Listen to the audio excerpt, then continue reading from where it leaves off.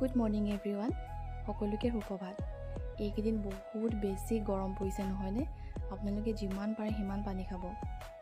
মানে দিনে দিনে গৰমটো বেছি বাঢ়িহে গৈছে আৰু আমিও ঘৰত সোমাই বহুত বেছি গৰম পোৱাৰ বাবে ভাবিলোঁ যোৱা দেওবাৰে অলপ ওলাই যাওঁ আৰু সেইবাবে আমি গৈছিলোঁ অৰুণাচলৰ ষ্ট'ন হিল।